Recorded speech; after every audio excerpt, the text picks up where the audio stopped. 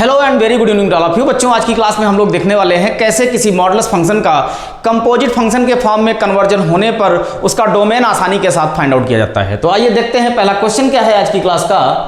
कह रहा है find the domain of the function F X equal to 1/√x minus mod में x दिया हुआ है। तो हमने आपको बताया था कि जब भी आपका फंक्शन 1/√fx के फॉर्मेट में दिया हो तो इसका डोमेन फाइंड आउट करने के लिए हम लोग क्या करते हैं, रूट के अंदर जो भी लिखा हो दैट शुड ग्रेटर देन 0 होना चाहिए। इस बार इक्वल टू का हम यूज नहीं कर सकते हैं क्योंकि अगर डिनोमिनेटर हमारा 0 हो गया तो फंक्शन नॉट डिफाइंड हो जाएगा। इसलिए जब भी हमारा फंक्शन 1/√fx के फॉर्मेट में हो तो हमको रूट के अंदर जो भी वैल्यू लिखी हो, जो एक्सप्रेशन लिखा हो, वो सारा का सारा expression that should be greater then 0 होना चाहिए। तो इसी कंडीशन को जब हम अप्लाई करते हैं तो कई बार क्या होता है कि हम ऑब्जर्वेशन के थ्रू क्वेश्चन को सॉल्व करेंगे। ऑब्जर्वेशन से कई बार क्वेश्चन सॉल्व हो जाएगा। तो ऑब्जर्वेशन हमको क्या करना है, यहां पर जो एक्सप्रेशन लिखा हुआ है इसको अगर हम देखें, रूट में x माइनस मॉड x दिया हुआ है। डोमेन का मतलब होता है कि जो रियल नंबर होता है उसको 3 पार्ट में डिवाइड किया जाता है, r पॉजिटिव, 0 और r निगेटिव। इनपुट हमारा नॉट डिफाइंड नहीं होना चाहिए, ऐसा इनपुट यूज करना है जिससे हमारा फंक्शन नॉट डिफाइंड नहीं होना चाहिए, और दूसरा इमेजिनरी नहीं होना चाहिए। तो अगर यहां पर हम 0 को अप्लाई करेंगे तो 0 माइनस 0 क्या हो जाएगा, नीचे 0 आ जाएगा जो कि हमारा फंक्शन नॉट डिफाइंड हो जाएगा। इसका मतलब है यहां से 0 को हम अप्लाई नहीं कर सकते, इनपुट हमारा 0 नहीं हो सकता है। अब सेकेंडरी कंडीशन देखते हैं, अगर यहां से r प्लस ले लेते हैं, r प्लस अगर हम यहाँ पे कोई भी पॉजिटिव नंबर इनपुट करेंगे तो ये भी पॉजिटिव होगा और यहाँ से जो नंबर आएगा वो भी पॉजिटिव होगा, बीच में माइनस लगा हुआ है। तो ये नंबर और ये नंबर मिलके दोनों क्या हो जाएंगे, 0 हो जाएंगे सब्ट्रैक्ट होने के बाद। इसका मतलब है कि नीचे की जो वैल्यू आ रही फिर से 0 आएगी, तो ये भी हम अप्लाई नहीं कर सकते हैं। अब आते हैं तीसरी बारी आती है r निगेटिव की। रियल नंबर जो निगेटिव होंगे उनको हम रख सकते हैं, नहीं रख सकते। अगर हम रियल नंबर निगेटिव लेते हैं तो यहाँ से जो निगेटिव नंबर इनपुट करेंगे मॉड के बाद वो बाहर आएगा तो पॉजिटिव आएगा, तो यहां पर माइनस के साथ यूज होगा। और यहां जो x दिया हुआ है ये वाला, ये हम निगेटिव इनपुट कर रहे हैं तो दोनों निगेटिव और निगेटिव मिलके ऐड होंगे, लेकिन साइन निगेटिव को होगा। और हम जानते हैं कि स्क्वायर रूट के अंदर अगर निगेटिव इनपुट है तो वो हमारा जो आउटपुट होगा वो इमेजिनरी होगा, और फंक्शन हमारा कौन सा है, रियल वैल्यूड फंक्शन है। इसलिए r निगेटिव भी हम अप्लाई नहीं कर सकते हैं। और रियल नंबर में जब हम तीनों पार्ट कोई यूज नहीं कर सकते हैं तो इसका मतलब है कि हमारा जो इनपुट है वो यहां से कोई भी वैलिड नहीं है। तो इस फंक्शन के लिए जो हमारा डोमेन होगा वो 5 होगा, एम्प्टी सेट होगा, कोई भी इनपुट इसमें वैलिड नहीं है। इस तरह हम आसानी के साथ कई बार ऑब्जर्वेशन का यूज करके क्वेश्चन का डोमेन कैलकुलेट कर सकते हैं। चलिए अगला क्वेश्चन देखा जाए, क्या क्वेश्चन है। अगला क्वेश्चन है, सेम कंडीशन है, बस यहां पर प्लस आ गया। Find the domain of the function F X equal to 1/√x plus mod x आया। इसको भी अगर हम ऑब्जर्वेशन के थ्रू देखें तो क्या दिया हुआ है, √x प्लस मॉड में x दिया हुआ है। अगर रियल नंबर से हम इसको जनरेट करें तो r पॉजिटिव, 0 और r निगेटिव में डिवाइड करने के बाद अब अगर हम अपना इनपुट देखें, यहां पर अगर हम 0 पुट करेंगे तो दोनों वैल्यू 0 हो जाएंगी, जो कि ये एक्सेप्टेबल नहीं है, फंक्शन नॉट डिफाइंड हो जाएगा। अगर हम r निगेटिव की बात करें तो r निगेटिव यहां से पॉजिटिव इनपुट आउटपुट देगा और यहां पर r निगेटिव रहेगा, तो ये निगेटिव और ये पॉजिटिव मिलके हमारा 0 कर देंगे, फिर फंक्शन हमारा नॉट डिफाइंड हो जाएगा। तो r निगेटिव भी इनपुट नहीं हो सकता है। लेकिन अगर हम r पॉजिटिव की बात करें, पॉजिटिव रियल नंबर यहां हम इनपुट करेंगे तो ये पॉजिटिव रहेगा और ये पॉजिटिव रहेगा। इस बार फंक्शन हमारा एग्जिस्ट करेगा, डिफाइन होगा। इसका मतलब है इस क्वेश्चन के लिए जो हमारा डोमेन होगा x belongs to r positive हो जाएगा। इसको हम दूसरी तरीके से भी ले सकते हैं, r belongs to 0 to infinite, और दोनों ओपन ब्रैकेट में आएंगे। इस तरह कई बार हम आसानी से क्वेश्चन को ना सॉल्व करने की अपेक्षा अगर हम ऑब्जर्वेशन करें तो इजीली से हमको आंसर मिल जाता है। आइए अगला क्वेश्चन देखा जाए। अगला क्वेश्चन क्या कह रहा है, अगला क्वेश्चन कह रहा है find the domain of the function F X equal to 1/, same question है। पहले वाले क्वेश्चन में x पहले था, मॉड x बाद में था। इस बार थोड़ा सा चेंज हुआ कि मॉड x को पहले लिख लिया गया और x को बाद में लिखा गया, तो मॉड x माइनस x दिया हुआ है।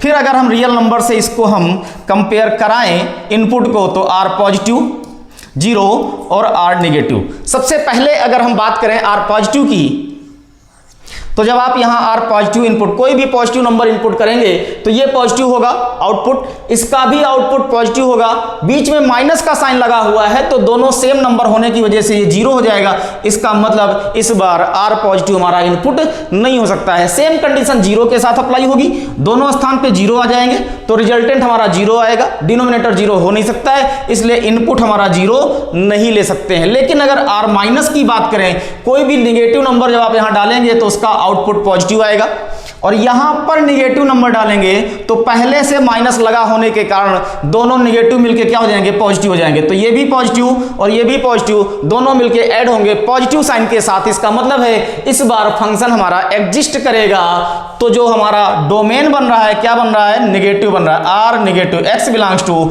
आर निगेटिव हुआ। आर निगेटिव को हम लिख क्या सकते हैं, इसको अगर लिखना चाहें तो X belongs to minus infinite से जीरो, दोनों ओपन ब्रैकेट में जाएंगे। इस प्रकार हमारा ये डोमेन फाइंड आउट हुआ। आइए अगला क्वेश्चन देखा जाए। क्वेश्चन समझ में आया होगा, चलिए देखते हैं। चौथा क्वेश्चन क्या कह रहा है, चौथा क्वेश्चन मिला दिया गया है दो फंक्शंस को मॉड के साथ में, तो और साथ ही साथ स्क्वायर रूट दिया गया है। तो सबसे पहले हमने बताया था कि जब भी कंपोजिट फंक्शन आपको दिखे तो जो एक्सटर्नल फंक्शन होगा, जो सबसे बाहरी फंक्शन होगा, उसकी कंडीशन को हम अप्लाई करेंगे। तो सबसे बाहरी फंक्शन कौन सा है, स्क्वायर रूट का है। तो स्क्वायर रूट फंक्शन की कंडीशन अगर हम देखें तो क्या होती है कि 1 माइनस मॉड में X divided by 2 minus mod X that should greater than or equal to zero. Square root के अंदर जो भी लिखा हो वो सारी वैल्यू, सारा एक्सप्रेशन हमारा that should be greater than or equal to zero. अब आप जानते हैं कि जब भी इनइक्वालिटी का क्वेश्चन सॉल्व करना होता है तो जो x का कोफिशिएंट हो वो पॉजिटिव होना चाहिए। तो इस नेगेटिव को हम पॉजिटिव बनाएंगे और दोनों ऊपर नीचे न्यूमरेटर और डिनोमिनेटर दोनों में x का कोफिशिएंट नेगेटिव है, तो जब हम माइनस कॉमन लेंगे तो नेगेटिव से नेगेटिव यहीं कैंसिल आउट होगा, मतलब उधर शिफ्ट नहीं होगा। और हम जानते हैं कि अगर नेगेटिव का साइन राइट साइड में शिफ्ट नहीं हो रहा है तो साइन ऑफ इनइक्वालिटी चेंज नहीं होती है। तो क्या बन जाएगा हमारा एक्सप्रेशन, ये बन जाएगा mod x minus 1 divided by mod x minus का 2 बन जाएगा, और that should be greater than or equal to zero बन जाएगा। अब यहां से अगर हम क्रिटिकल पॉइंट की बात करें तो क्रिटिकल पॉइंट आपको क्या मिलने वाले हैं, मॉड x की वैल्यू न्यूमरेटर से 1 मिलने वाली है और डिनोमिनेटर से क्या मिलने वाली है, 2 मिलने वाली है। हम जानते हैं कि डिनोमिनेटर से जो भी x की वैल्यू आती है, जो भी क्रिटिकल पॉइंट आता है, उसको ऑलवेज हम ओपन ब्रैकेट में लेते हैं, तो ओपन सर्कल बनाएंगे। और न्यूमरेटर के लिए हम यहां पर इक्वल टू का साइन देखते हैं, इक्वल टू दिया है तो क्लोज सर्कल में, और इक्वल टू नहीं दिया है तो ओपन सर्कल में। क्वेश्चन में कंडीशन के अकॉर्डिंग इक्वल टू दिया है तो क्लोज सर्कल में चला जाएगा ये। यहां पर आप प्लस का साइन लगाते हैं, यहां माइनस का साइन लगाते हैं और यहां पर प्लस का साइन लगाते हैं। अब बात आती है कि रीजन कौन सा आंसर बनाएगा, तो ग्रेटर देन का साइन बना है। ग्रेटर देन का साइन होने की वजह से जो आंसर बनेगा वो क्या रीजन बनाएगा, पॉजिटिव वाला बनाएगा। अगर लेस देन का साइन होता तो निगेटिव रीजन आंसर बनाता। अब यहां से ये जो वैल्यूज आपकी आ रही हैं, पहली वैल्यू आ रही है मॉड x, क्योंकि ये जो क्रिटिकल पॉइंट आए हैं मॉड x के आए हुए हैं, तो वैल्यू भी हमको मॉड x की मिलेगी। तो आप देख रहे हैं कि जो x की मॉड x की वैल्यू हम ले रहे हैं वो लेफ्ट में जा रहे हैं, कहां से, 1 से। 1 किसी भी नंबर से लेफ्ट जाने का मतलब उस नंबर से छोटी वैल्यू ले रहे हैं, तो mod x that will be less than और इक्वल टू 1 हो जाएगा।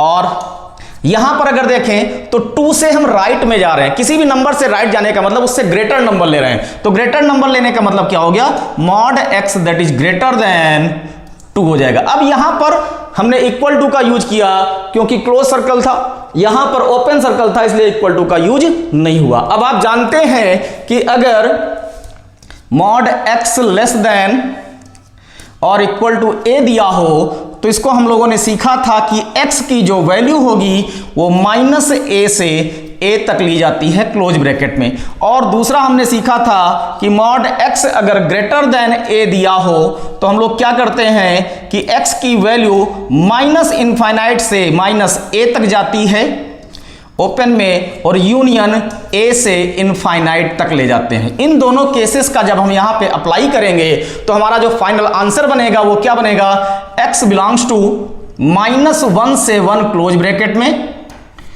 और x बिलोंग्स टू, यहां पर अगर हम आएंगे ग्रेटर देन की कंडीशन तो x belongs to minus infinite से -2 यूनियन 2 से इनफाइनाइट जाएगी। अब इन दोनों कंडीशन को हम जब एक साथ मर्ज करेंगे तो और लगा हुआ है, इसलिए यूनियन का साइन यूज होगा। अगर एंड लगा होता तो इंटरसेक्शन का साइन यूज होता। तो हमारा आंसर क्या बनेगा फाइनल, x बिलोंग्स टू, देखिए ये नंबर इन दोनों के बीच में आएगा, तो चाहे तो हम यहीं पर यूनियन लगा लें या एडजस्टमेंट कर लें, थोड़ा सा बेटर हो जाएगा। क्या लिखेंगे, माइनस इनफाइनाइट से -2, ओपन में यूनियन, क्लोज में -1 से 1, फिर से यूनियन लगाएंगे और 2 से इनफाइनाइट हो जाएगा। ये हमारा इस क्वेश्चन का फाइनल आंसर है। ये क्वेश्चन जेईई मेंस में भी पूछा गया है और एनडीए में भी कई बार आया हुआ है। ऐसे ही महत्वपूर्ण क्वेश्चन हम आपको सॉल्व कराते रहेंगे।